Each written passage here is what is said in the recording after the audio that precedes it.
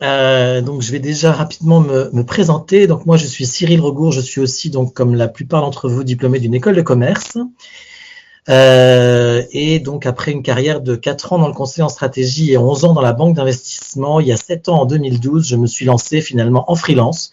Donc, je suis au cœur du sujet du jour avec une courte expérience de bientôt 7 ans sur le sujet et je vais partager d'ailleurs, au-delà des aspects théoriques et des statistiques que je vais vous livrer dans ce webinaire, je vais aussi partager sur mon expérience et l'expérience aussi de mes clients, puisque j'ai accompagné en 7 ans pas mal de gens aussi qui voulaient se lancer en entrepreneur, en freelance. Et j'ai pu voir effectivement déjà sur moi et aussi chez mes clients les freins et aussi les boosters qui faisaient que ce passage finalement, eh ben, certains y arrivent. Alors, en introduction, et peut-être qu'il va y avoir certains retardataires, donc je prévois toujours une petite inclusion. Vous voyez une image, cette image, c'est une cliente qui me l'a envoyée il y a 1 heure et je me suis dit, tiens, je la mets parce que comme je disais à Léa, les sujets des webinaires que j'anime, en tout cas 2, l'Europe en mai sur l'expatriation et le freelance aujourd'hui, résonnent avec des événements de l'actualité. À savoir que donc aujourd'hui, c'est ouvert le salon des entrepreneurs. C'est aujourd'hui et demain pour ceux qui sont en région Île-de-France. Vous pouvez encore vous y rendre. Et il y a, en fait, moi j'y suis allé 2-3 fois en 7 ans. Et c'est assez intéressant de voir finalement les différents acteurs. Il y a plein de stands, de gens qui viennent faire leur pub sur l'accompagnement, sur enfin toutes les ressources finalement pour un entrepreneur sont là. Et c'est impressionnant. Il y a aussi bien sûr, comme vous le voyez sur la slide qui est à l'écran, un certain nombre de conférences et puis dans des salles un peu moins grandes, là on voit que c'est l'ouverture, c'est la plénière. Il y a aussi des petits ateliers thématiques qui se déroulent dans des salles annexes. Bref, je ne peux que conseiller à ceux qui sont libres cet après-midi et demain de s'y rendre. C'est toujours à la Porte Maillot. Voilà. Alors, toujours dans cette partie donc inclusion, se lancer en freelance, donc il y a l'idée de se lancer et donc je me suis dit tiens, quelle image je peux trouver. Et donc, il y a l'idée d'oser. Et quand on parle d'oser, il y a souvent ces 2 bocaux à poisson avec finalement un poisson qui saute d'un bocal à l'autre. Et puis, je me suis dit, en réfléchissant, en fait, cette image, elle est peut-être pas très juste. Et moi, j'ai tendance, je sais pas vous, à lui préférer l'image que j'ai mise à droite, qui est ce poisson qui est dans un bocal et qui regarde la mer, parce que pour moi, l'entrepreneuriat, le freelance, c'est justement sortir du bocal pour peut-être, et je pense, moi, ne pas aller dans un autre bocal, mais aller dans un espace ouvert. Voilà, on pourra peut-être revenir là-dessus si vous avez des questions. Et j'ai mis un clin d'œil à une réflexion de notre président qui était, donc il fallait peut-être juste traverser la rue pour trouver du travail. Certains aussi se lancent en freelance parce qu'ils sont en situation de non-emploi. Et c'est aussi, et on pourra l'aborder, le freelance peut-être, il y a beaucoup d'articles là-dessus d'ailleurs, c'est parfois des gens qui n'y auraient jamais pensé mais qui se trouvant sans emploi, ayant du temps et se disant tiens mais je n'arrive pas à trouver d'emploi, souvent d'ailleurs des personnes d'un certain âge dont l'employabilité sur le marché du travail, le marché du salariat s'est un peu érodé, se disent j'ai rien à perdre, je vais tenter. Et souvent c'est des belles histoires de réussite d'ailleurs que l'on trouve, qui sont ces gens qui finalement un peu acculés osent ça et c'est des super histoires de réussite en général. Voilà. Alors, avant de démarrer sur le contenu, j'aimerais donc avoir vos contributions dans le chat. Finalement, pourquoi vous vous êtes inscrit? Quelles sont les réponses que vous voulez absolument avoir avant la fin de ce webinaire vers 13h45? Donc, je veux bien prendre vos questions, comme ça va me permettre dans certaines parties que j'ai déjà prévues du webinaire, peut-être d'aller plus en profondeur, d'être plus précis, plus adapté à vos attentes. Voilà. Donc, si vous voulez bien prendre un petit instant, il n'y a pas d'obligation de le faire, mais ceux qui veulent contribuer dans le chat pour nous donner leurs attentes, leurs questions d'emblée, ces questions où vous voulez absolument qu'à 13h45, j'ai apporté une réponse finalement. Alors on a une réponse déjà d'une personne qui a démissionné de son poste et qui veut se lancer en freelance pour gérer son emploi du temps comme elle le souhaite, gagner en agilité et en flexibilité. Alors, une autre réponse, je suis actuellement en poste, mais je m'interroge soit à me mettre à mon compte, soit à aller dans un autre poste, dans une autre entreprise. Ok, super. N'hésitez pas aussi à poser des questions, hein, c'est une formulation. Comment je peux faire pour? Quels sont, ou si vous avez des freins, en fait, on pourra y venir certainement à un moment donné. J'ai une personne, Ouais, j'ai une personne qui est là plutôt pour le partage d'expérience sur le sujet. alors les contributions aussi, dans ce cas de ce webinaire, bien sûr, on est dans un événement réseau, c'est aussi effectivement ne pas forcément faire que poser des questions, mais partager sur son expérience. Il ne faut pas hésiter à contribuer aussi dans le chat au-delà des questions, avec des témoignages, hein, c'est aussi très très riche, bien sûr. Alors, le plan donc, que j'ai imaginé pour ce webinaire, les différents aspects, voilà. Je vais d'abord, moi j'aime bien, les mots ne sont pas un hasard en général quand les mots sont choisis pour définir un concept. J'aime bien moi revenir à l'étymologie, revenir à la définition, donc on va commencer par ça. Il y a pléthore d'études qui se contredisent d'ailleurs beaucoup, hein, où il y a des chiffres complètement différents, mais j'essaierai quand même de bâtir le portrait robot finalement, qui aujourd'hui entreprend, qui aujourd'hui se lance en freelance. On va voir qu'il y a une différence d'ailleurs entre la notion d'entrepreneur et la notion de freelance. J'ai tendance moi à les utiliser, excusez-moi, un peu l'un pour l'autre. Une étude montrera que finalement, seulement 30% des freelances se considèrent comme entrepreneurs. Et je vous donnerai moi mon hypothèse là-dessus. Quelles sont les raisons d'être? Quelles sont finalement les motivations de ceux qui se lancent en freelance? Il y aura une partie donc sur finalement peut-être un petit peu caricaturale, mais quand même, notamment pour évoquer les freins. C'est pour ça que j'ai mis cette slide sur un peu l'opposition entre ces deux statuts, le statut de salarié d'une part et puis le statut freelance d'autre part. Et puis puisqu'on parle de statut, donc j'évoquerai les différents types de statuts qu'un freelance peut envisager. Et on verra finalement à ce moment-là que la dichotomie entre freelance et salarié, elle peut s'estomper puisqu'il y a un statut de freelance qui répond tout à fait au salariat et qui permet à ceux qui auraient des freins sur la question du statut finalement peut-être d'annuler ce frein. Et puis donc à la fin du webinaire, je vous montrerai des outils importants quand on se lance en freelance, qui sont pas forcément incontournables, mais qui permettent de structurer la réflexion. Le premier, c'est le business model. Le deuxième, c'est le business plan. C'est des mots qu'on entend très souvent donc quand on parle de freelancing ou d'entrepreneuriat. Donc, de quoi il retourne, hein, de manière succincte, vous donner un vernis de connaissances là-dessus. Et puis, à la fin, toute fin, donc on verra comment passer de l'idée à l'action. Puisque je pense que moi-même, avant de me lancer, j'avais eu beaucoup d'idées. Voilà, c'est pas le tout d'avoir des idées. Il y a un moment donné où il faut structurer sa réflexion. Et donc, comment est-ce qu'on peut faire ça dans une perspective de carrière? Comment passer finalement de l'idée à l'action? Et on verra que c'est pas forcément très différent que de passer d'un poste à l'autre en termes de démarche. On parlera encore de démarche réseau, d'aller creuser finalement un petit peu plus, notamment en allant rencontrer des gens qui font ce qu'on rêve de faire. Voilà. Et vous aurez donc à la fin particulièrement une partie où vous pourrez, si vous ne l'avez pas fait auparavant, poser des questions qui vous restent. Voilà. Alors, la définition tout d'abord. Donc, j'ai mis cette image parce que finalement, à l'origine, au 19e siècle, le terme de freelance est né, donc on estime en 1819, avec donc dans un roman Ivanhoe de Sir Walter Scott, cette notion de freelance, et qui n'était pas forcément très très positive, puisque le freelance c'était un mercenaire qui vendait son temps, ses armes au plus offrant. Hein. Donc voilà d'où ça vient. Le terme de lance, on le voit bien, hein, c'est l'arme finalement, et donc il vend librement son temps au plus offrant. Là, donc, j'ai pris cette image parce que c'est intéressant. Effectivement, on voit l'origine et puis on voit que finalement, c'est un thème qui est de plus en plus à la mode. Là, c'est donc un outil Google qui montre les gens qui s'interrogent en fait sur le thème à la fois de freelance et de freelancer. Le freelance est en bleu, le freelancer en rouge.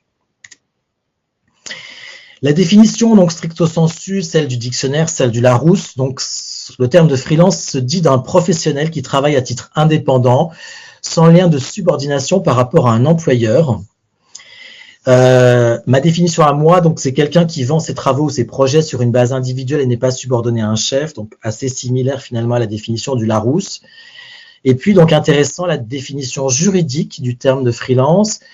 Donc une personne est considérée comme travailleur indépendant, c'est un peu la traduction qu'on peut dire pour freelance en français, lorsqu'elle est immatriculée auprès des organismes compétents, à savoir l'URSSAF, les impôts, et qu'elle exerce une activité conforme à celle qui a été déclarée. Donc voilà pour la base de départ, la définition du terme de freelance, donc travailleur indépendant, si on veut être puriste avec un mot français, même si le mot freelance finalement est un mot qui, on le voit, a intégré le dictionnaire de la langue française. Le portrait robot, ce que j'appelle le portrait robot, donc prendre quelques chiffres. Donc là, il y a plein d'articles qui donnent des chiffres pas forcément cohérents. J'ai pris donc la source qui revient et qui me semble, moi, la plus appropriée, qui est Eurostat. Certains, donc si vous avez la curiosité de creuser les chiffres, vous verrez parfois ce chiffre de 2,6 millions de freelances. C'est parce qu'en fait, ça prend dans certaines statistiques beaucoup de statuts comme les agriculteurs, etc., mais je ne sais pas vous, mais moi je ne considère pas qu'un agriculteur est un freelance de par la définition donc, du dictionnaire et la définition juridique. Eurostat donc a affiné finalement les chiffres et de 2,6 millions, on aboutit finalement beaucoup plus vraisemblablement à peu près 830 000 freelances en France, avec, comme je l'avais mis dans l'accroche que vous avez lu, une énorme croissance, puisque ce chiffre a doublé en l'espace de 10 ans, voire plus que doublé, puisqu'on est à peu près à 126% d'augmentation sur 10 ans. Intéressant, la vaste majorité des gens, et je vous montrerai tout en fin de webinaire, des plateformes, des marketplaces, comme on les appelle, où les freelances peuvent vendre leurs services et des entreprises peuvent venir chercher finalement ces services. Et vous verrez donc ces différents services, ça peut effectivement vous inspirer quand on veut passer de l'idée à l'action. Quasiment 60% en fait des freelances en France sont dans des activités de service aux entreprises. Voilà. Et puis donc je l'aborderai, mais je mets déjà, puisque je donne là quelques données chiffrées, j'aborderai le sujet du portage salarial, qui permet effectivement, comme je l'ai déjà dit, de combiner finalement le statut de freelance avec le salariat. À peu près 10% de ces freelances en France ont choisi le statut du portage salarial. Leur âge moyen, 35 ans, assez jeune. Il y a des études qui montrent un âge plus élevé, et une que je vais vous montrer donc bientôt, qui est un sondage où là l'âge moyen, on le voit, est 48 ans. Mais bon, on peut estimer que l'âge moyen du freelance en France est entre 35 et 42 ans. Voilà. D'une étude à l'autre, il y a quand même une assez forte variabilité. Alors justement, donc cette autre étude, les raisons d'être, je me suis dit, tiens, je vais quand même chercher dans la littérature qu'est-ce qui se dit dans différentes études sur pourquoi finalement, quels sont les moteurs des gens qui se lancent.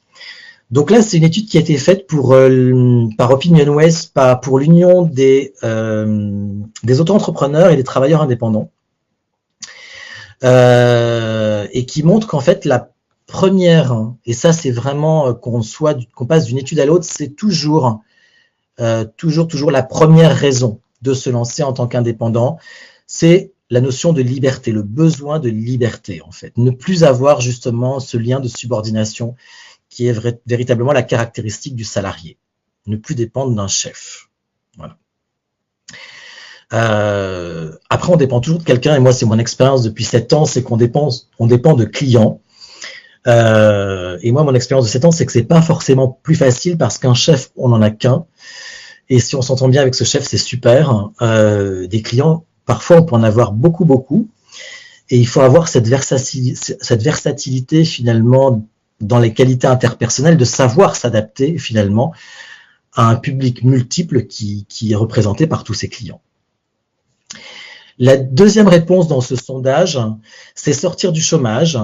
Et donc, effectivement, c'est ce que je mentionnais un peu en introduction, ça peut être le freelancing, finalement, une façon pour beaucoup de gens de retourner à l'emploi. Ça va souvent être dans ces cas-là un statut qui ne va pas forcément être pérenne, ça va être un statut qui va être temporaire, qui va permettre à des gens qui sont au chômage donc d'aller vendre leurs services auprès donc d'entreprises. Et très souvent, d'être finalement intégré en tant que salarié au sein de l'entreprise. Donc voilà, ce statut finalement est une vraie stratégie de retour à l'emploi, un peu en deux temps. Troisième raison donc, qui est mentionnée là par ce public, hein, c'est finalement de tester une activité. Et c'est ce que je vous montrerai dans la partie passée de l'idée à l'action tout à l'heure, c'est que si vous avez une idée, qu'est-ce qui vous empêche en marge de votre activité d'aujourd'hui, en marge de votre activité potentiellement de salariat, qu'est-ce qui vous empêche de la tester auprès de bêta clients, de clients, de premiers clients finalement, hein. On y reviendra par la suite. La notion enfin de complément dans le job de salarié, j'y viendrai tout à l'heure. Le statut des auto-entrepreneurs renommés micro-entrepreneurs en 2015 a fait ses 10 ans cette année. Et on peut, dans beaucoup de cas, il y a très peu de professions qui l'interdisent finalement, de salarié. On peut souvent combiner en fait un statut de salarié avec un statut de micro-entrepreneur, et donc effectivement, ça permet, notamment dans les cas de salariat à temps partiel, d'avoir un complément de revenu, ce statut. Voilà. Donc voilà autant de raisons. Et je continue toujours sur les raisons, parce que j'ai lu plusieurs articles, et finalement, l'article le plus intéressant, c'est celui que j'ai trouvé donc sur Madines. Je vous conseille d'ailleurs, ceux qui sont intéressés par l'entrepreneuriat, le freelancing, de vous abonner, pourquoi pas, à Madines, parce qu'il y a une newsletter qui est très très intéressante. Donc on revient toujours, hein, ce qui est récurrent dans toutes les études, je vous l'ai dit, c'est plus de liberté. Le deuxième élément, qui n'était pas mentionné dans l'étude sur les micro-entrepreneurs tout à l'heure, c'est mieux gagner sa vie, qui moi m'a sincèrement un petit peu surpris, parce que d'une profession à l'autre, c'est pas gagné quand même, de mieux gagner sa vie en tant que freelance par rapport au statut de salarié, mais on va dire que c'est quand même ce qui ressort des études et des interrogations des gens, le constat finalement qu'on peut mieux gagner sa vie en étant salarié indépendant, en étant travailleur indépendant. Ce qui était aussi donc dans l'étude précédente, rebondir, revenir vers le salariat, donc ce que j'appelle moi la stratégie en deux temps de retour vers le salariat. Tester une idée, une activité, et puis compléter un temps partiel de salariat, ce qui était aussi dans l'étude précédente. Donc finalement, ces 5 raisons sont dans un ordre décroissant, selon Madines, et je suis assez d'accord avec cette étude, les 5 principales raisons qui font que les gens finalement sautent le pas et passent d'un statut de salarié à un statut de freelance, de travailleur indépendant. Juste avant peut-être de reprendre des questions, je fais juste le lien avec un webinaire que j'ai donné en fait récemment aussi sur les secrets de la motivation au travail, ce qu'on appelle donc les plus récentes théories de la motivation, ce qu'on appelle aussi la motivation 3.0, la motivation intrinsèque. Et c'est ce qui revient aussi beaucoup donc dans le freelancing, c'est que cette notion de liberté, donc on peut la rapprocher d'un des 3 pans finalement de la recherche sur la motivation, c'est l'autonomie, cette notion d'autonomie. Et puis aussi la notion donc de purpose, la notion de sens, parce qu'on choisit finalement a priori quand on se lance en freelance quelque chose qui a vraiment un sens pour soi. Cette notion de sens, elle est au cœur du projet du travailleur indépendant. La question de la maîtrise aussi, souvent le travailleur indépendant, dans la vaste majorité des cas, va être dans la continuité en termes d'expertise de son activité de salariat précédente, si en tout cas il passe du salariat donc à l'activité indépendante. Et d'ailleurs, très souvent, va se vendre un de ses premiers clients au travailleur indépendant. Ça va très souvent être son ancien employeur ou un de ses anciens employeurs. Voilà. Et parce qu'il est reconnu sur sa maîtrise et sur son expertise, en fait, hein. Mais bon, c'est pas une exclusivité. Il y a aussi des travailleurs indépendants qui se forment et qui vont vers finalement une activité qu'ils n'avaient pas exercée auparavant. C'est majoritairement mon cas. Quand je me suis lancé il y a 7 ans, je venais de faire une formation de coaching, mais c'est vrai que je n'étais pas coach en entreprise auparavant. Voilà. Je ne sais pas, Léa, s'il y a des questions. Je crois que oui. On a pas mal de questions, mais on a eu beaucoup de questions qui sont arrivées dès le départ, en fait. Donc, c'est peut-être il y a peut-être eu les réponses qui sont tombées entre-temps. En fait, c'était par rapport à la question sur les attentes des uns et des autres par rapport à ce webinaire. Donc, il y en a beaucoup qui attendent des réponses en fait sur les aspects juridiques, par exemple, quel statut prendre. Est-ce qu'un freelance peut s'auto-salarier? Ensuite, quelles sont les compétences requises pour se lancer en freelance, des compétences à acquérir et des pratiques à oublier? Alors, donc cette slide peut-être un peu caricaturale, je vais revenir dans les commentaires pour adoucir cette opposition dichotomique d'un côté entre le salariat et l'indépendant. Mais je me disais que c'était quand même bien de les opposer pendant un temps, peut-être notamment pour répondre à certains sur finalement comment on transforme des peurs, parce que finalement, passer d'un statut de salariat au statut d'indépendant, et j'accompagne des gens qui font ce passage,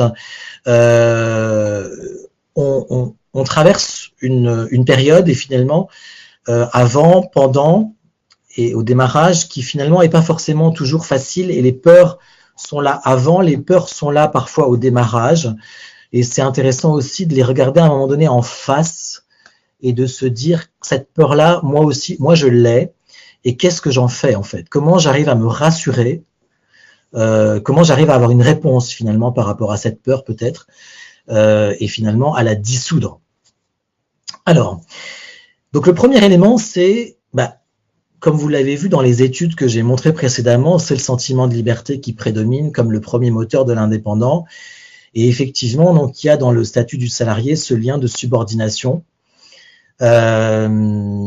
qu'on peut quand même toujours avoir, hein, comme je le disais déjà un petit peu, on est quand même subordonné quand on est indépendant à des clients, et notamment il y a des indépendants qui ont une grosse partie de leur chiffre d'affaires qui est faite sur 1 ou 2 clients, et là la subordination finalement, quelle liberté j'ai quand mon chiffre d'affaires dépend à 80% de 2 clients, j'ai quand même un fort lien de subordination. D'ailleurs les tribunaux, les prud'hommes, etc., il y a des indépendants qui, quand cette relation finalement avec le client principal se passe mal, tentent éventuellement pour avoir une compensation, ce qu'on appelle la requalification en CDI, parce qu'il y a eu finalement de facto un fort lien quand même de subordination.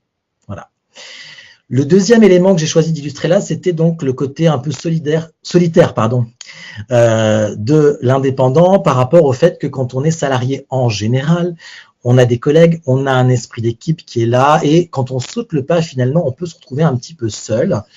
Donc là, pour y répondre, c'est de fonctionner en réseau, c'est de trouver finalement des cercles de salariés, de personnes en statut aussi indépendant, de faire des formations notamment, moi c'est ce que j'ai vu en tout cas en tant que coach et puis en tant que consultant en créativité, j'ai fait des formations de coaching et de créativité, ça m'a mis forcément en fait en lien avec des personnes qui comme moi finalement se lançaient là-dessus, et du coup en coaching on se voit dans des groupes de pairs, ce qui fait que ce lien se maintient, et puis parfois on a des clients qui demandent plus qu'une personne, qui en demandent 2 ou 3, et dans ce cas-là, ça permet aussi de répondre à ce qu'on appelle un appel d'offres d'un client en équipe.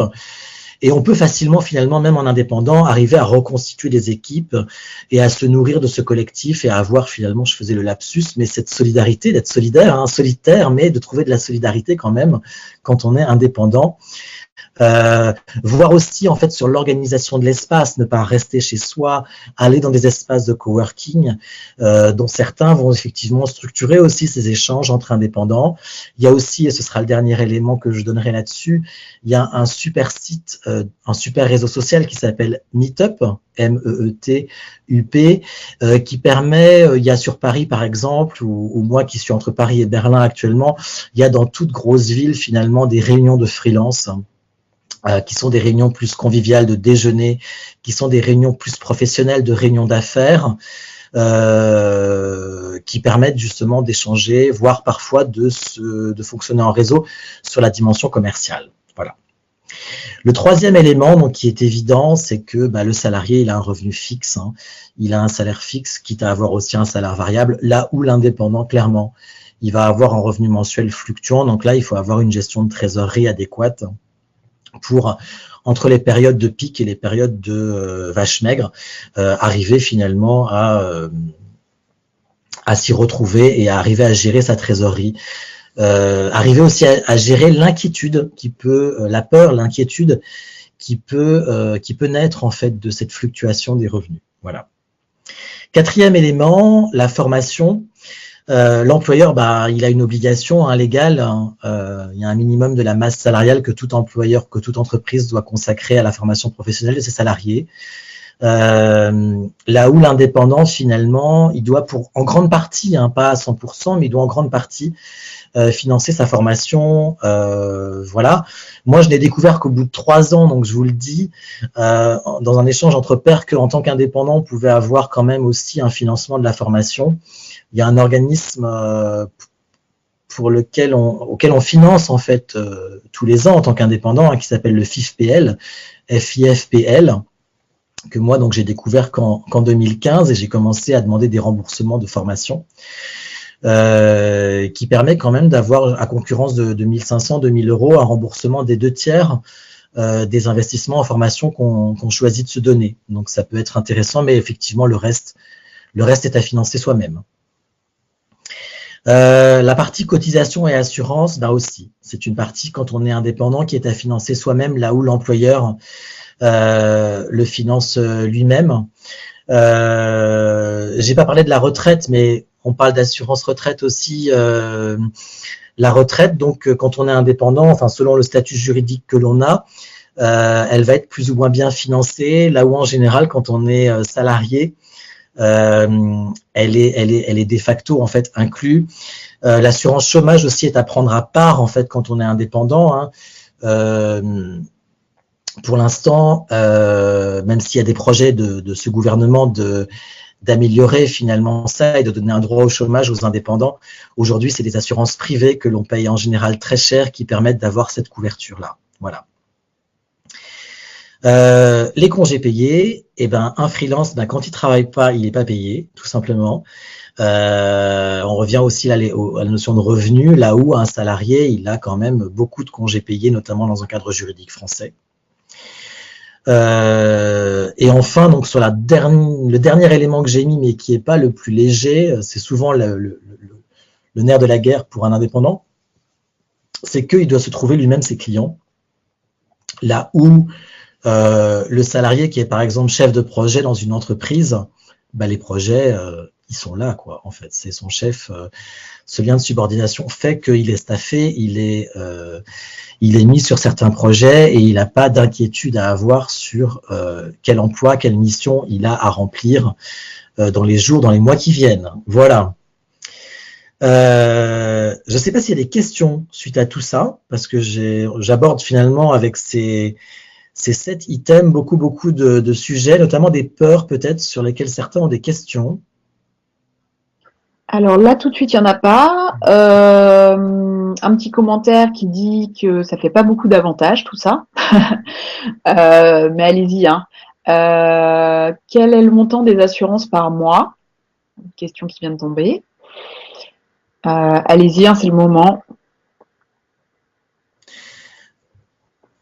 Alors, le montant des assurances, il y en a plusieurs. Voilà. Je vais être très sincère, je vais parler de moi. Moi, j'ai rien pris, en fait. J'ai rien pris, j'en ai juste pris une qui est nécessaire. C'est l'assurance responsabilité civile professionnelle. Quand il y a un accident, que je donne une formation, il y a des participants qui se blessent, je me dois d'avoir une responsabilité, une RC Pro, comme on appelle ça, la responsabilité civile professionnelle. Et moi, j'en ai trouvé une à 300 € par an, qui est un peu ce qu'on fait de moins cher sur cette RC Pro. Voilà. Je suis aussi professeur de yoga, donc c'est aussi Pendant 5 ans, d'ailleurs, pour être très honnête avec vous, j'allais jusqu'au bout, j'en ai pas eu parce que j'avais pas capté qu'il fallait vraiment en avoir une. Moi, je pensais que dans la mesure où j'étais chez un client, qu'il offrait les locaux quand je formais, parce que je formais jamais dans des salles chez moi ni rien. J'avais pas forcément d'RC Pro. C'est l'activité de prof de yoga que j'ai lancée il y a 2 ans, qui m'a fait tilter là-dessus. Je me suis dit, mais si quelqu'un se blesse, notamment parce que il y a des postures physiques à faire, et voilà. Et juste à ce moment-là, d'ailleurs, un client qui me référençait comme coach m'a demandé ma RC Pro, et je me suis dit, ah bah oui, c'est quelque chose à avoir. Voilà. Donc il faut trouver l'info, et c'est pas toujours évident quand on est indépendant aussi de trouver l'info. On disait en France jusqu'à il y a un an, nul n'est censé ignorer la loi à moins d'être puni. Maintenant, donc ce nouveau gouvernement a introduit quelque chose que moi je trouve très bien, qui est le droit à l'erreur, le droit à s'être trompé vis-à-vis des services administratifs français. Et on part du principe aujourd'hui, enfin, qu'on est de bonne foi quand on n'a pas fait quelque chose. Voilà. Mais encore, faut-il avoir l'info qu'il faut faire quelque chose. Et les structures qui regroupent les indépendants, il n'y a pas d'antenne aujourd'hui, en tout cas. Il y a des antennes qui collectent les subsides des indépendants, mais il n'y a pas d'antenne qui structure l'information vers les indépendants. Il y avait un super rapport qui a été fait par Laurent Grand-Guillaume il y a 5 ans, un peu le bilan à étapes de l'auto-entrepreneuriat, qui proposait 77 mesures, très peu ont été mises en place sur cette notion d'information aux indépendants. Ce qui fait qu'aujourd'hui, il faut lire la presse, il faut s'abonner à une newsletter de l'Union des auto-entrepreneurs et des travailleurs indépendants pour avoir de l'information. L'État français, l'URSSAF notamment, à qui on cotise, ne donne pas d'informations en fait à l'indépendant sur ses obligations. Voilà. Une autre question justement sur l'assurance retraite. Alors, l'assurance retraite, là, il faut voir par rapport à son statut. Donc, je vais aborder ça. C'est le comptable en fonction d'un statut, du statut que vous allez choisir, qui va vous informer là-dessus. Moi, je suis toujours micro-entrepreneur puisque j'ai été salarié à mi-temps pendant 3 ans. Donc, j'ai jamais pour l'instant trouvé le besoin de dépasser ce statut. Je sais que dans la mesure où j'ai sur un trimestre au moins 3 600 € de chiffre d'affaires déclaré, mon trimestre est validé comme un trimestre de retraite. Donc là, il faut, en fonction, c'est très lié au statut, il faut vraiment faire au cas par cas et aller chercher les infos sur son statut en fait. Je vais le montrer par la suite, on peut très bien se lancer en freelance avec le statut de portage salarial. Dans ce cas-là, beaucoup de peur, de doutes sur les assurances s'annulent puisqu'on revient dans un statut de salariat. Voilà. C'est bon, Léa? Alors, j'ai une question, c'est est-ce qu'on peut changer facilement de statut en fonction des évolutions? Oui. Ça se fait très facilement en fait. Il n'y a pas de souci. Ok. Alors, pour peu qu'on ait de l'administratif, moi je suis un peu, je sais pas comment on dit, administrativophobe, bureaucratie, tout ça, donc voilà, pour peu que, mais bon, quand on a un comptable, ce qui n'est pas mon cas, en tout cas sur cette activité-là de coaching, on paye quelqu'un qui va aller nous donner toute cette information finalement. Voilà. Alors, la suite, donc la question du statut justement, je l'aborde à présent.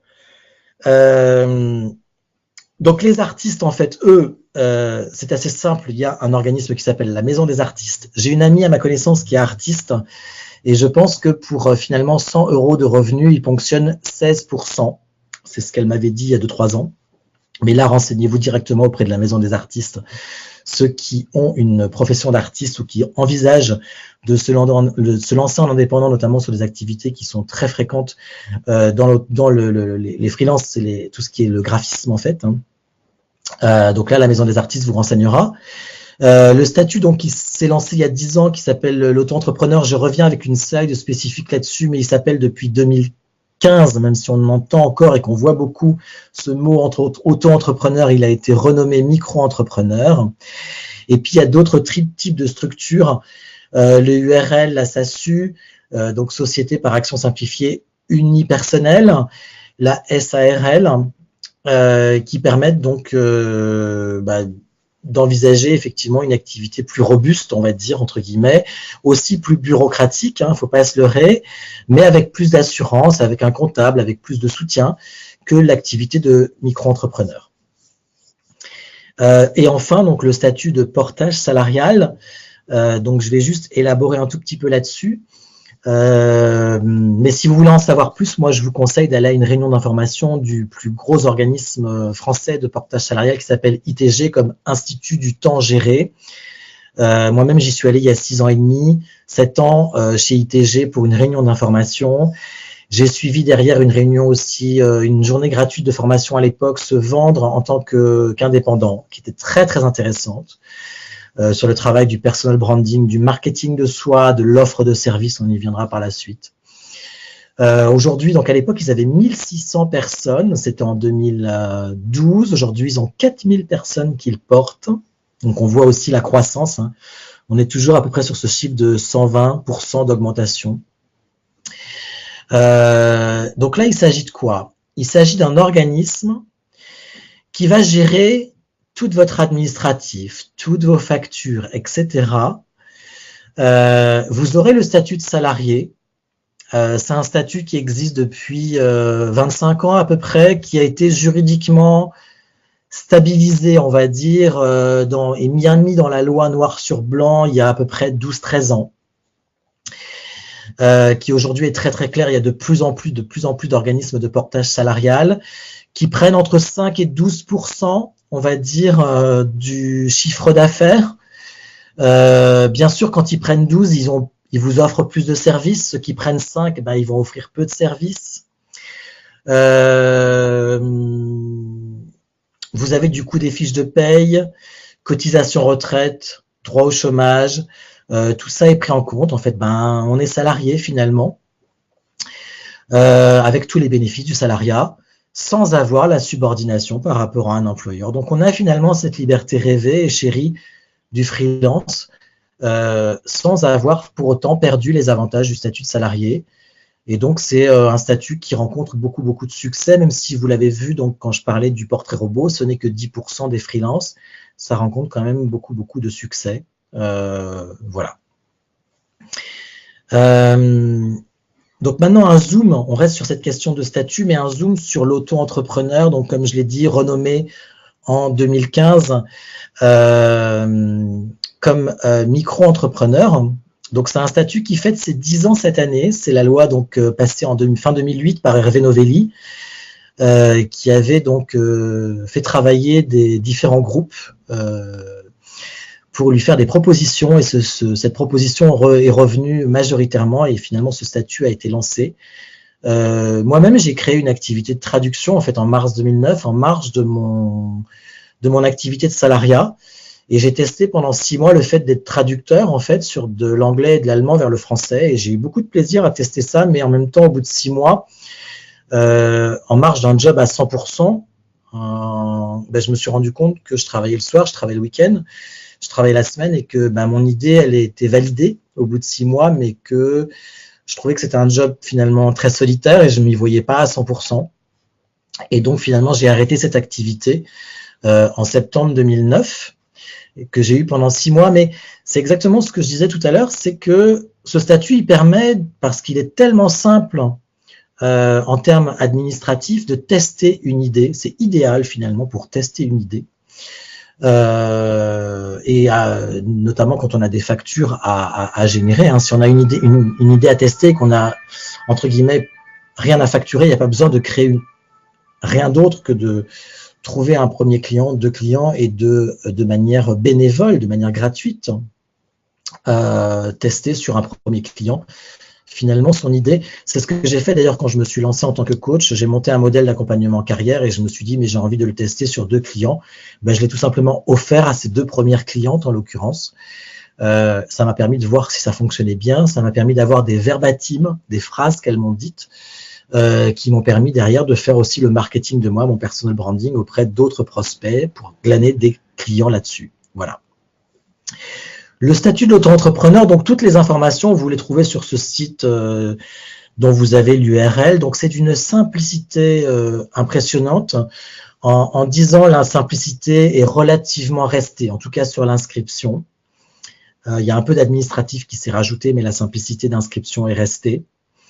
Ça prend effectivement 15 minutes de s'inscrire en tant que micro-entrepreneur.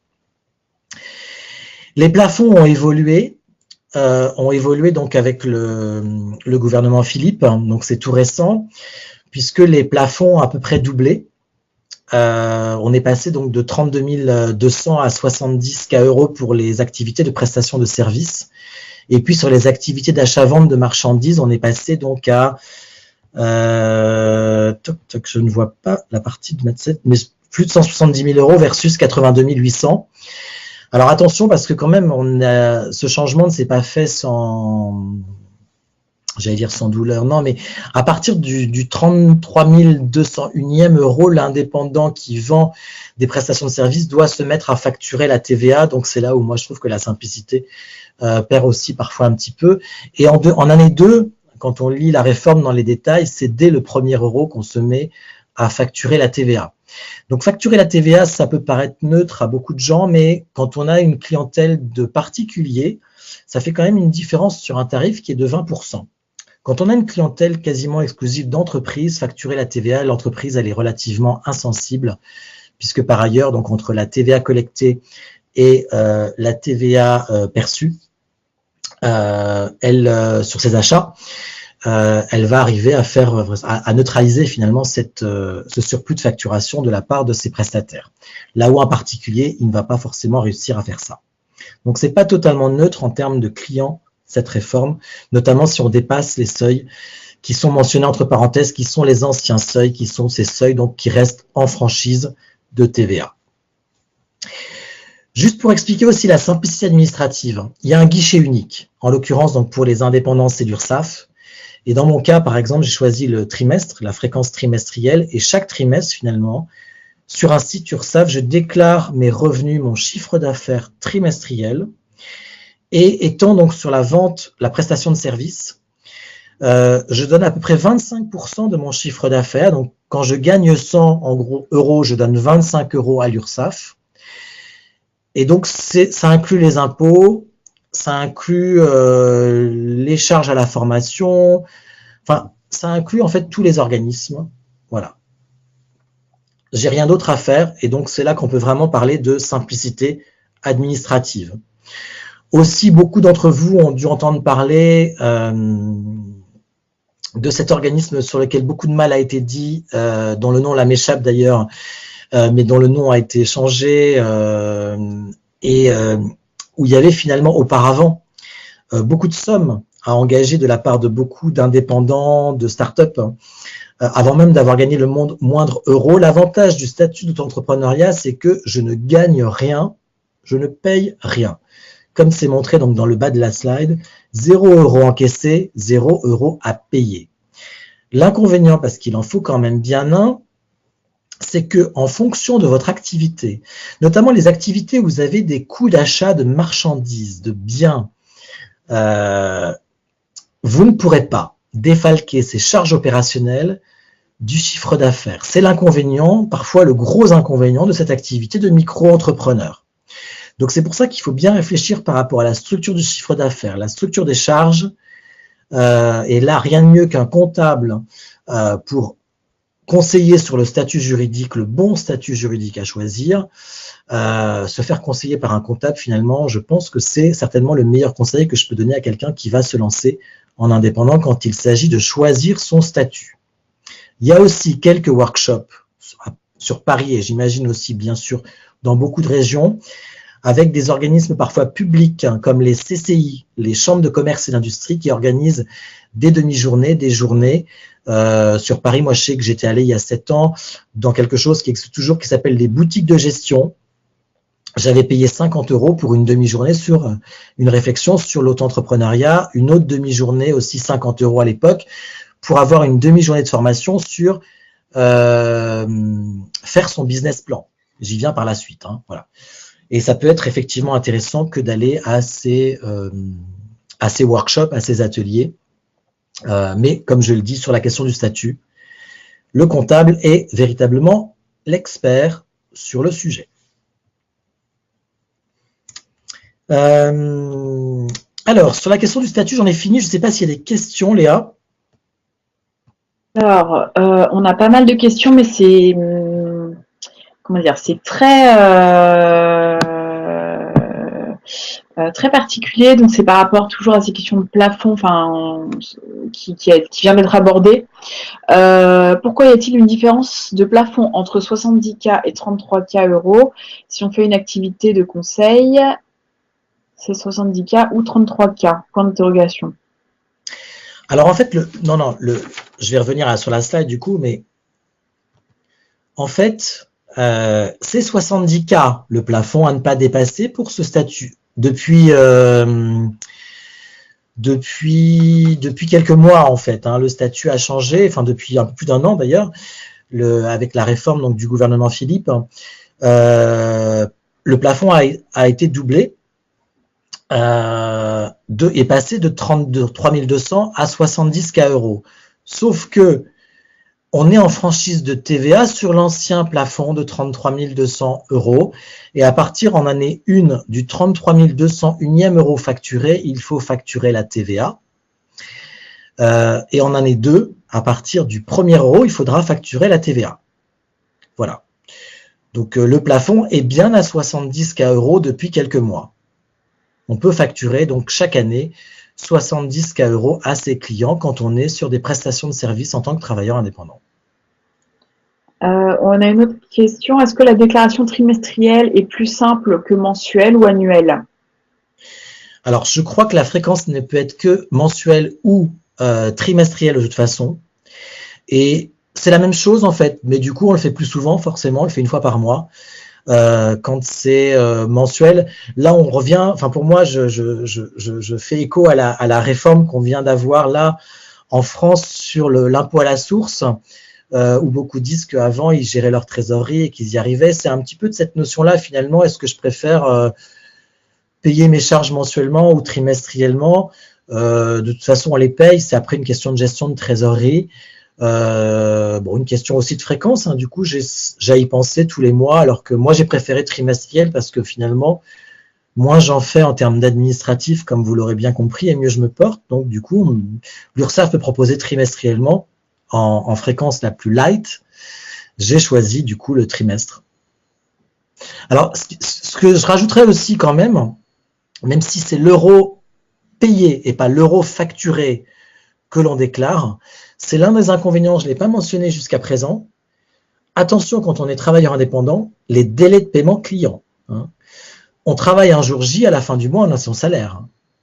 Là, par exemple, un client pour lequel j'ai travaillé en novembre, sur un montant assez conséquent, m'a payé le 19 janvier. Donc voilà, il y a un décalage de trésorerie aussi à prévoir entre le moment où je facture. Voilà. Normalement, une facture est payable à 30 jours fin de mois, donc je facture le 20 du mois. Normalement, au 30-31 du mois suivant, je dois être payé. C'est le cadre un petit peu juridique français. Mais les clients de l'un à l'autre, notamment les gros clients d'ailleurs, je remarque, qui ont parfois aussi toute une bureaucratie en interne, ont des délais de paiement parfois très très importants.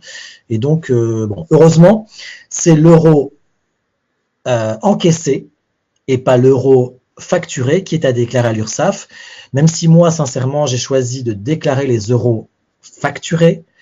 Je suis plutôt plus rigoureux, enfin rigoureux n'est pas le bon mot, mais parce que je gère mon chiffre d'affaires sur l'année. Et vu que je ne veux pas dépasser ce 32 000, 3 200, les clients qui m'ont réglé en janvier 2019 pour mon activité 2018, moi je les déclaré en 2018, sinon j'arrive pas à suivre bien mon chiffre d'affaires et à rester dans cet encadrement juridique des 3 200. Ça me crée une incertitude que moi j'ai choisi d'annuler en étant 1 euro facturé est 1 euro que moi je préfère tout de suite déclarer à l'URSSAF. Voilà, c'est à mon détriment parce que parfois je vais payer des charges sur des euros pas encore encaissés. Autre question, est-ce que tu as des difficultés de relance pour payer des factures auprès des clients? Et comment est-ce que tu fais en cas de contentieux? Alors, j'ai jamais eu de contentieux. J'ai envie de dire, quand on a un statut qui n'est pas le mien et qu'on a un comptable, c'est le comptable qui va se charger de tout ce travail finalement. En tout cas, parfois. J'ai envie de dire qu'on a tout intérêt à bien s'entendre avec un client, donc c'est de faire comprendre en bonne intelligence émotionnelle, j'ai envie de dire au client quelles sont nos propres contraintes. Souvent, quand on est transparent vis-à-vis de son client sur le fait que, notamment quand c'est des grosses sommes, que on a des problèmes de gestion de trésorerie, je pense que le client peut aussi le comprendre. Et souvent, c'est pas le client qui est le prestataire qui est le problème dans l'entreprise, en fait. C'est un service en bout de chaîne, hein, le service comptable. Et souvent, le client va gentiment relancer son service comptable et tout va très bien se passer. J'ai jamais eu sincèrement, moi, d'expérience de contentieux avec des clients, heureusement, sur ces aspects de facturation. Après, bon, moi, je l'ai pas prise, hein. Il y a une assurance aussi qu'on peut prendre quand on est indépendant, mais même quand on est salarié, d'ailleurs, hein. C'est une assurance juridique, hein. Voilà. Mais bon, quand on en arrive, comme me le disait un prof en master au Canada ou que j'ai suivi, quand on commence à mettre un avocat dans l'histoire, et moi c'est aussi mon expérience vécue, c'est qu'en général, vis-à-vis du client, ça sent pas bon, quoi. C'est que ça se passe vraiment pas bien. Donc, il vaut toujours mieux essayer de bien s'entendre avec le client, bien sûr aussi sur cette partie de facturation.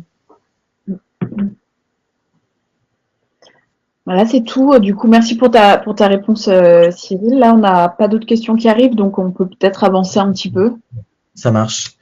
Alors, on arrive donc aux outils, donc à la dernière partie de toute façon. Le premier outil, donc, c'est le business model qui se différencie donc du business plan. On va voir comment. Le business model, c'est que finalement, comment je vais créer de la valeur. Et on va le voir donc, qui j'ai envie d'avoir comme client, quelle valeur, quelle proposition de valeur, quelle offre de service je vais offrir à ces clients. Et finalement, quelles sont les tâches que je vais faire pour ce client. Donc là, déjà, j'ai envie de dire, c'est là où on a l'idée. Alors, le cas le plus fréquent, comme je le disais tout à l'heure, c'est j'ai une expertise en tant que salarié et finalement, ce que je veux, c'est plus de liberté. Donc, je vais tout simplement, il n'y a pas de question de compétence ou d'expertise qui est en jeu. Le marché, je le connais. Et ben, je vais juste, entre guillemets, ce juste n'est pas forcément synonyme de simplicité et de facilité, mais je vais me lancer en indépendance sur quelque chose que je connais bien. De toute façon, il faut quand même étudier le marché, c'est ce que je mentionnais là. Il va falloir définir la mission, donc ce qu'on peut aussi appeler la proposition de valeur, l'offre de service, il y a différents mots qui sont synonymes. La vision, éventuellement, c'est toujours bien. En tout cas, moi, je travaille avec des indépendants qui se lancent pour travailler leur vision. La stratégie. Et donc, pour cela, il y a un outil, moi, que je vous conseille, qui s'appelle le Business Model Canvas, qui permet donc de manière simple, schématique, je vous le montre tout de suite sur la slide suivante, de structurer sa réflexion sur son business model. Donc, on le voit là, je ne sais pas si c'est très visible, mais vous aurez de toute façon, après cette présentation, donc les slides, et vous pouvez donc aller chercher ce support sur le site www.businessmodelgeneration.com ou vous tapez tout simplement sur Google Business Model Canva image et vous allez avoir ça et vous pourrez le grossir pour voir à quelle question il faut répondre sur les différents pavés.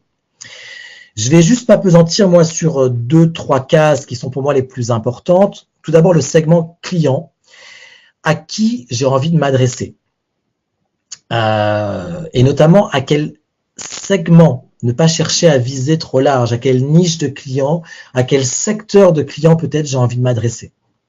Hein, de bien regarder, de bien étudier son marché du coup pour trouver, bien qualifier sa cible. On parle aussi donc de persona, de se dire ok, j'ai 2 cibles clients, je vais finalement établir une fiche persona sur chacun de ces 2 types de clients. Me dire, ben voilà, c'est surtout, par exemple, dans mon cas en tant que formateur, des responsables de formation. Je vise quel segment d'entreprise? Je vais m'adresser plutôt aux grands groupes, etc., etc. Plutôt, aux banques d'investissement, parce que ils vont me juger plus crédible, même si c'est pas important quand je forme au leadership. Mine de rien, ça va jouer. J'ai travaillé dans ce secteur. Ils vont me regarder comme un expert du secteur. Ça va les rassurer, etc., etc. Sur la deuxième case importante, elles sont toutes importantes, mais je choisis juste d'en illustrer certaines, l'offre, la case du milieu, l'offre de service, la proposition de valeur, en anglais value proposition. Qu'est-ce que je vais offrir? Quelle est ma valeur ajoutée? Qu'est-ce que j'apporte de différent? Comment je l'apporte de différent à mon client? Quel problème je vais solutionner chez mon client? Voilà aussi une des questions. Hein. À quel besoin de mon client je vais répondre? Voilà. Et enfin, donc la dernière case, c'est les activités. Quelles sont finalement, en day-to-day, au jour le jour, les 3, 4, 5 activités qui vont finalement nourrir cette offre? Réfléchissez là-dessus. Après, 2 cas de figure, vous avez déjà l'expertise. Dans ce cas-là, ça, c'est relativement simple à faire, mais je vous conseille quand même d'interroger les clients et de demander du feedback et de tester, comme moi je l'ai fait par exemple sur la formation au management, la formation leadership. J'ai contacté des EDEC alumni, puisque je suis diplômé EDEC. Se servir du réseau de son école, c'est génial. J'ai contacté qui? J'ai contacté des responsables RH, j'ai contacté des responsables formation. D'abord par mail en leur disant, voilà, je me lance en tant que formateur sur le management, sur le leadership. Vous êtes un expert reconnu sur ce sujet. Est-ce que vous voulez bien me recevoir 45 minutes, 1 heure dans votre bureau pour que je vous montre finalement mon embryon de programme de formation que j'ai imaginé pour recueillir votre feedback de professionnel?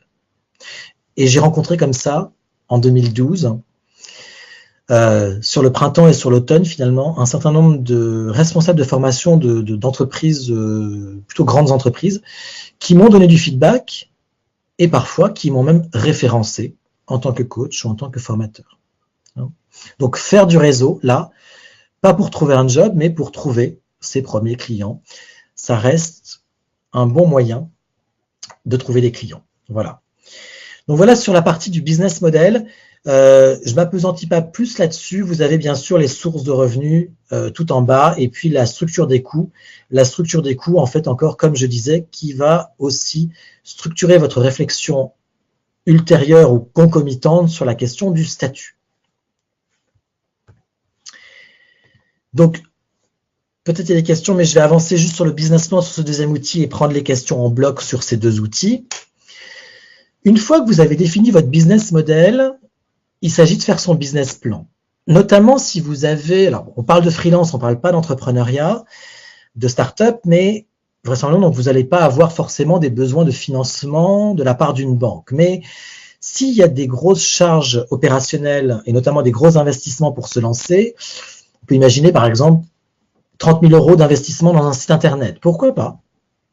Quelqu'un qui veut faire bien les choses, un peu perfectionniste, qui va envisager de contacter un développeur, 2 développeurs pour faire un super site internet, voire un site qui permet aussi une facturation. Dans ce cas-là, peut-être aller chercher de l'argent dans une banque ou dans du crowdfunding, hein, une plateforme donc de financement participatif. Et donc, en tout cas, dans le cas de la banque, va avoir besoin de présenter très souvent un business plan sur 3 ans. Il se trouve que dans mon cas, donc le business plan, juste avant d'aller dans le détail, le business plan, c'est comment finalement je vais gagner de l'argent, comment mon activité va être rentable. C'est notamment quelque chose, si vous avez besoin de financement, que vous allez aller présenter à une banque, et il faut que ce business plan il soit crédible pour que la banque elle accepte de vous avancer finalement l'argent de l'investissement de départ. Dans mon cas, il se trouve que j'ai eu à faire un business plan et que là, j'ai tout simplement fait un copier-coller du business plan que j'avais envisagé à l'époque, puisque j'ai été volontaire dans le cadre d'un plan de sauvegarde de l'emploi à la Société Générale en 2012 et que du coup, il fallait que mon départ soit validé par un cabinet d'outplacement et qu'un jour, un jour d'avril 2012, j'ai eu un rendez-vous avec un consultant en outplacement d'un cabinet connu sur la place de Paris et je lui ai présenté pendant 1 heure un certain nombre de documents, dont le business plan. À l'époque, donc, je voulais me lancer en indépendant comme consultant en lean management. J'avais l'idée de la formation et du coaching, mais plutôt à 10% du chiffre d'affaires. Et donc, j'avais étudié le marché, les tarifs d'un consultant en lean management, plutôt dans une fourchette basse, vu l'expérience que j'avais de 16 ans. C'était plutôt 800 € hors taxes par jour, avec l'idée donc de me vendre sur 180, 200 jours par an. C'est en général donc de mon expérience de banque à peu près le nombre de jours sur lesquels on pouvait staffer des consultants. Et donc, vous voyez mon business plan à 3 ans, en général ça se fait à 3 ans, que j'avais envisagé avec un statut donc, qui était un statut de société par action simplifiée unipersonnelle, qui faisait donc qu'il y avait effectivement, on le voit, hein, beaucoup de charges et qu'en gros, pour 100 € gagnés, au final, j'en avais plutôt 50 dans ma poche, ce qui est aussi le cas donc de ceux qui sont en portage salarial. En général, beaucoup de statuts, vous gagnez 100 €, au final, vous en avez 50 dans votre poche. Hein. Donc, il faut quand même, quand on dit le statut de freelance, ça permet de gagner plus d'argent. Si vous voyez aujourd'hui votre salaire net, avec les avantages aussi de primes, d'intéressement, de participation, donc le package net, vous voyez que pour gagner au moins autant, il faut en chiffre d'affaires, a priori, doubler vos revenus nets et donc aller chercher, et donc diviser ça peut-être par 200 jours travaillés, ou un formateur, on dit qu'il travaille plutôt 100 jours par an. Un bon formateur, parce qu'il y a tout ce temps masqué, ce temps de préparation, de démarchage commercial qui n'est pas négligeable, à envisager aussi comme charge de travail. Et donc, vous voyez combien vous devez vous travailler, combien de jours, à combien vous devez vous vendre. C'est aussi ça, le business plan, c'est parfois partir du chiffre d'affaires envisagé, de voir connaître le benchmark du marché, à combien on se vend sur cette expertise, en divisant déjà, vous voyez combien de jours vous devez vendre à des clients. Déjà, ça vous donne une idée de la rentabilité de votre activité. Hein. Voilà, donc ça, c'est pour la partie du business plan. Derrière, donc, les actions clientèle, puisque c'est vrai que quand on se dit, donc, quand on fait son business plan, c'est aussi ce moment où on se dit, bon ben voilà, il me faut 20 clients. Par exemple, je prends l'exemple du coaching individuel. Disons que je facture 100 € de l'heure mon coaching individuel. Je veux un business plan, on va être moins ambitieux là que du conseil en lean management. Je veux avoir 70 000 € par an. 70 000 divisé par 100, ça fait quand même du coup 700. Ça veut dire 700 heures de coaching par an. Disons que je vais faire, voilà, un client en moyenne va avoir 8 heures de coaching, donc combien de clients? Ok, mais pour trouver un client, ça veut dire qu'il faut que j'en contacte combien? Ça veut dire qu'il faut que je fasse combien de rendez-vous? Enfin, voilà, c'est aussi toutes ces réflexions qu'on a quand on fait son business plan. Ça indique aussi, quand on a à peu près le nombre de clients pour avoir une activité rentable, il y a une indication sur le nombre de gens qu'on doit contacter et finalement les actions commerciales qu'on doit envisager pour au final réaliser ce qu'on appelle son business plan sur l'année.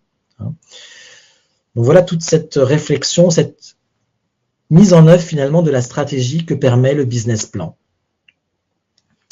Alors, est-ce qu'il y a des questions sur ces deux outils clés du freelance? Quels sont les autres investissements à prévoir à part le personal branding, le site web, les formations voilà, est-ce qu'on a pensé à tout? Les autres investissements à prévoir, après, il y a la question des locaux, éventuellement. Est-ce que vous voulez aller dans des espaces de coworking? Est-ce que vous voulez louer carrément un bureau fermé? Notamment, par exemple, moi je pense à mon activité de coaching. En l'occurrence, moi, donc j'ai un bureau à mon domicile, mais certains veulent vraiment se séparer ou n'ont pas l'espace à leur domicile pour le faire et vont donc devoir envisager donc de louer peut-être 5 jours par mois, mais ça représente quand même un coût, donc le coût immobilier en fait peut être une charge importante. Voilà à quoi je peux penser. Après, franchement, ça dépend beaucoup les activités. Hein. Mais bon, dans les activités freelance de service, de consultant et tout ça, il y a en général pas forcément un gros investissement. Le site internet, aujourd'hui, moi, j'en ai pas, peut-être bizarrement sur mon activité de coaching et de formation. J'en ai un sur mon activité de prof de yoga. Ça a été ma surprise il y a 2 ans. C'est finalement super simple de faire un site internet, moi qui ai de gros freins IT technologiques à faire toutes ces choses-là. Je l'ai fait moi-même, ça m'a rien coûté en fait. Donc, après, j'ai été sur un projet de start-up il y a 2 ans et demi sur un site internet avec facturation. Et là, dans le cadre de ce projet de start-up, il y a eu un investissement de 45 000 €. Mais bon, sur un site internet qui avait une certaine complexité. Et puis, on a les 6 qu'on était, on envisageait plutôt la Rolls-Royce parce qu'on s'adressait à une cible de cadres dirigeants et qu'il fallait aussi assurer en termes de qualité de site internet. Mais voilà, entre 0 et 45 000 euros, il y a de la marge, j'ai envie de dire. Est-ce qu'il est possible de mélanger différentes activités, par exemple formation, conseil, compta, sous un même statut?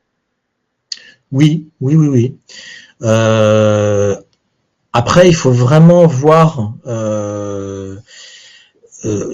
au cas par cas, mais en tout cas, ce qui vient d'être mentionné là, oui, oui. Par exemple, moi, j'ai différentes activités sous un même statut, et même d'ailleurs, mon activité de professeur de yoga est finalement sur ce même statut, alors qu'elle a pas grand-chose à voir a priori avec le reste de mes activités. Mais quand je facture là-dessus, je facture aussi sous la houlette de ma structure d'origine créée en 2012 en fait. Mais bon, on parle d'une activité qui est micro en fait là en l'occurrence. Hein, voilà. Il faut quand même avoir sur son activité principale répondre.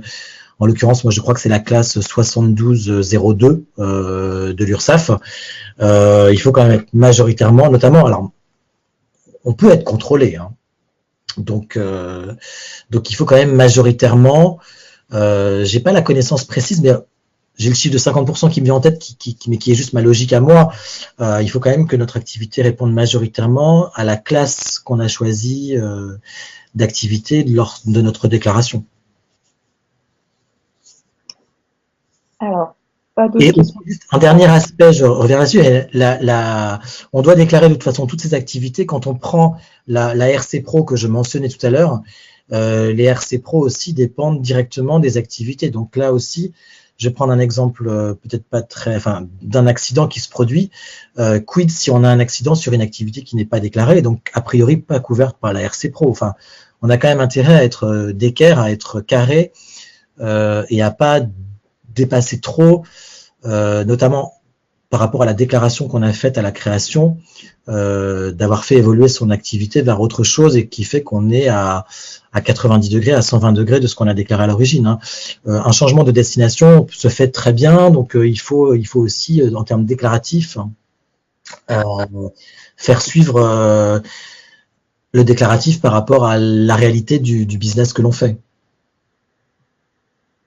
Léa, ouais. Alors, pas d'autres questions là pour le moment. Ok.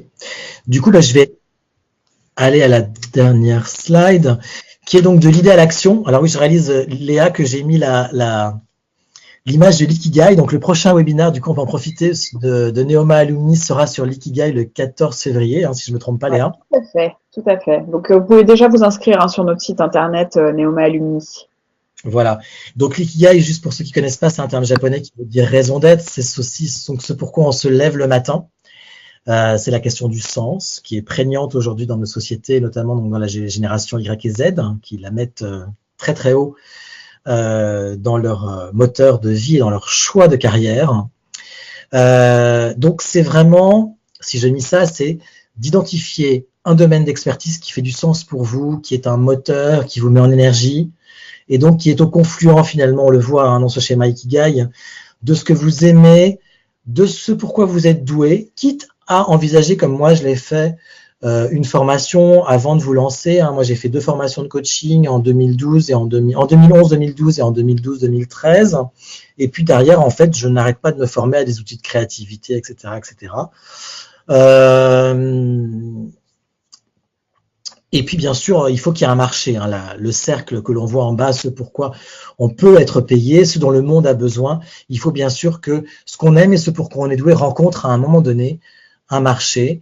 Mais parfois, donc je le dis là, mais c'est aussi important, parfois on ne rencontre pas un employeur, et c'est ce que je disais aussi en amont, c'est qu'on peut tester une idée. Parfois, quand on a aussi une idée qui est innovante, il n'y a pas encore forcément de job là-dessus, se lancer en entrepreneuriat, se lancer en freelance, c'est parfois rencontrer un premier client, c'est se donner la chance de développer une activité et puis de la faire grossir éventuellement avant qu'elle devienne une activité connue et reconnue qui a un vrai marché. Hein. Quand on est sur des activités innovantes, finalement, on s'adresse à des early adopters, à des consommateurs innovateurs.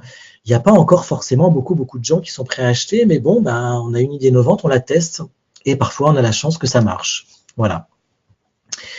Donc on est dans cette logique finalement, donc là j'aborde déjà cette notion de test, mais de test and learn.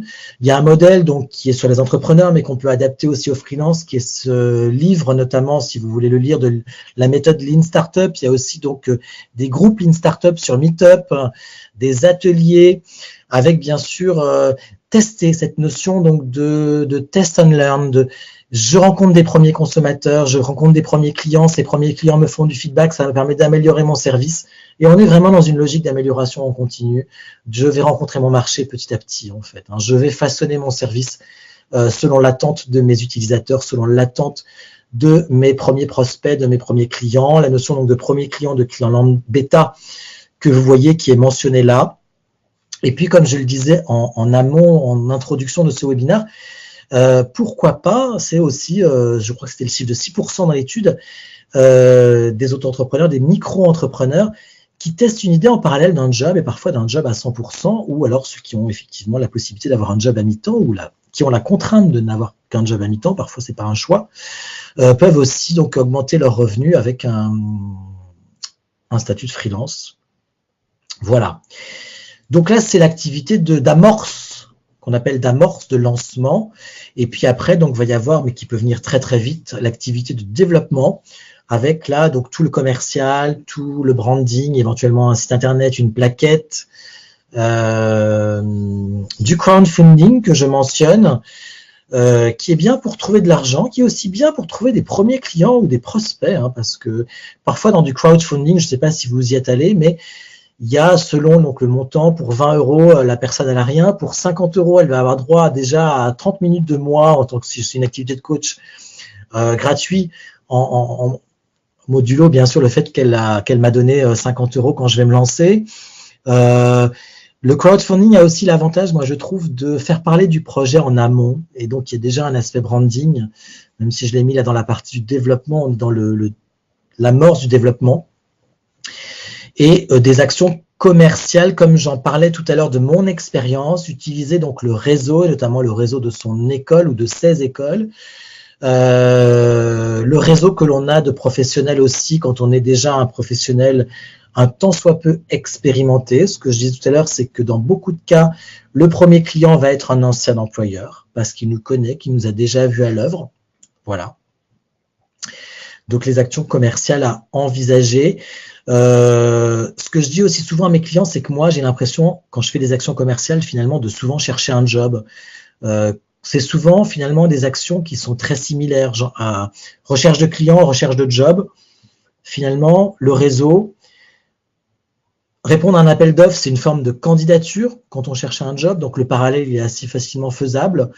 Donc, ceux qui veulent se lancer en indépendant, il faut bien vous dire, si vous avez déjà changé de job, c'est un peu aussi finalement la même logique quand on est dans une démarche client que celle qui est de la démarche de candidature pour trouver un job. On peut facilement, en tout cas moi, au bout de 7 ans d'expérience, même au bout de 2 ans, je faisais déjà ce constat que waouh, qu'est-ce que c'est similaire en fait la recherche de client à la recherche de job. Sauf que du coup, c'est beaucoup plus fréquent, a priori. Donc voilà, sur ce que je pouvais vous dire sur de l'idée à l'action. Donc en résumé, l'idée, essayez de trouver quelque chose qui vous tient à cœur, puisque là, vous n'avez pas forcément autant qu'un job à vous mettre dans un moule, à répondre à un besoin bien identifié d'offres, d'annonces d'emploi. Il faut quand même bien sûr trouver des clients, comme je le dis. Et puis derrière, allez-y finalement, testez. Moi, je l'ai fait, comme je vous le disais, sur 2 clients qui étaient du coup en gratuit quand j'ai démarré en 2012. Ça permet donc aussi d'avoir des références déjà. C'est l'avantage. Voilà. Dernière chose, alors ça c'était aussi pour vous donner éventuellement des idées ou pour tous ceux qui, comme 59% des indépendants, on l'a vu dans la stat tout à l'heure, envisagent des activités donc de services. Il y a un certain nombre de marketplaces en français, donc des places de marché sur Internet. L'une des principales, voire la principale, s'appelle Upwork. Qui répertorie, donc qui est cette, comme toute marketplace, comme toute place de marché, qui met en relation des prestataires de services avec des clients. Et donc, cette liste vous permet de voir si l'activité que vous envisagez, elle est listée justement sur les marketplaces. C'est en général bon signe, ça veut dire que il y a un marché assez transparent sur l'activité que vous pouvez envisager. Ça vous permet aussi de balayer cette liste, peut-être d'aller à la pêche à des idées, et pourquoi pas de tout à coup prendre conscience de votre ikigai, de votre raison d'être, ceux qui veulent notamment aller vers une nouvelle activité, qui veulent un peu envisager aussi un peu de nouveauté, quitte à avoir à se former. Voilà. Donc cette slide, c'est surtout pour voilà, voir si votre idée, elle peut rencontrer un marché, voire trouver de nouvelles idées. Donc j'en ai fini avec le contenu. Donc je vais prendre quelques questions. Ce que je mentionne là, c'est ceux qui veulent aller un petit peu plus loin en termes de connaissances théoriques. Donc il y a le site de l'Union des auto-entrepreneurs et des travailleurs indépendants que vous voyez inscrit ici. Je montrais une étude donc tout à l'heure qui a été conduite par eux. Il y a aussi donc ce qui a été renommé aujourd'hui BPI France Création depuis le 1er janvier 2019, qui change de nom finalement assez souvent, qui s'appelait, moi, à mon époque, en 2012, l'Agence pour la création d'entreprises, qui avait déjà été renommée, qui vient encore d'être renommée, donc aujourd'hui c'est BPI France Création. Vous voyez donc le site internet afecreation.fr. Moi, quand je me suis lancé en 2012, finalement, il y avait déjà pas mal de petites capsules vidéo sur, à l'époque, donc la PCE, l'Association pour la création d'entreprise, donc qui est devenue BPI France Création, et qui me donnait finalement toutes les infos sur le statut. Enfin, il y avait une dizaine, 7-10 capsules vidéo de 7 à 10 minutes qui étaient géniales. Mon plan d'affaires que j'ai présenté à mon consultant en outplacement, j'ai pris toute la matrice sur ce site. Enfin, j'étais vraiment téléguidé. Finalement, j'ai jamais vraiment eu à faire appel à des conseils en externe, si ce n'est donc ces 2 petites formations que j'avais faites à la boutique Parif à côté de chez moi dans le 11e arrondissement à Paris, 2 demi-journées à 50 €. Voilà comment, en fait, en gros, moi, ce qui m'a permis en tout cas de me lancer. Et aussi quand même du coaching, puisque c'est aussi cette formation que j'ai eue de coach entre novembre 2011 et avril 2012 qui m'a aidé à lever les freins et les peurs que je pouvais avoir. Donc je ne peux que vous conseiller aussi, notamment si vous avez des peurs. Il y a un moment donné où il y a des aspects psychologiques à adresser, à traiter, au-delà des aspects d'expertise. Et autant les aspects d'expertise, on peut assez facilement donc trouver l'info sur Internet, autant lever les peurs, lever les freins, ça se passe souvent par un processus d'accompagnement individuel ou collectif. Voilà. Alors, j'ai un commentaire donc par rapport à la marketplace. C'est une autre marketplace spécialisée qui s'appelle Freebird. Voilà, pour info. Bien, super. Il y en a plein. Après, ouais. Donc, c'est bien d'avoir, voilà, de les tester aussi, ces marketplaces. Ça permet aussi, d'ailleurs, j'en ai pas parlé, mais le réseau permet de connaître les tarifs. C'est important, ça, j'en ai pas trop parlé. Moi, c'est le réseau qui m'a permis, et puis mon expérience qui m'a permis de voir les tarifs sur lesquels on pouvait se vendre. Les marketplaces, mais plutôt là, à la baisse, parce que du coup, il y a une totale transparence. Moi, j'étais surpris des taux journaliers mentionnés sur la formation professionnelle, notamment. Je suis allé sur des marketplaces, mais jamais j'ai répondu, sincèrement. Hein. Je suis très franc, je partage mon expérience. J'étais sur une marketplace, mais les tarifs, entre guillemets, donnaient pas envie de travailler. Les tarifs étaient bien en dessous des benchmarks que les professionnels responsables formation, responsables RH en entreprise me donnaient, en fait. Hein. Voilà. Mais ça permet d'avoir une indication. Et quand on démarre, éventuellement, on est prêt, souvent quand on démarre, moi c'est mon expérience aussi, à rogner un peu, à être en dessous du benchmark du marché parce qu'on démarre, parce qu'on a besoin de références, et c'est OK, bien sûr, je pense. En tout cas, on voit, chacun verra si c'est OK pour lui, de se vendre un peu en dessous du marché pour, sur des premiers clients, se faire de l'expérience. Voilà. Après, j'ai une question. Donc, est-ce que, pour toi, Cyril, est-ce que tu as bénéficié d'aides spécifiques pour te lancer, une aide à la reconversion, une aide financière, voilà, comment ça s'est passé? Alors, j'ai pris un plan un PSE. Alors, j'ai eu un beau chèque, hein, c'est ce que je dis franchement, parce que voilà, j'ai pas pris l'accompagnement. J'ai pas pris l'accompagnement qui était proposé dans le cadre du PSE, d'avoir un consultant parce que j'étais déjà bien avancé dans ma réflexion, que j'avais eu cette formation en coaching et donc j'avais été coaché pendant 6 mois dans le cadre de cette formation en coaching. J'avais levé pas mal de freins pour y aller.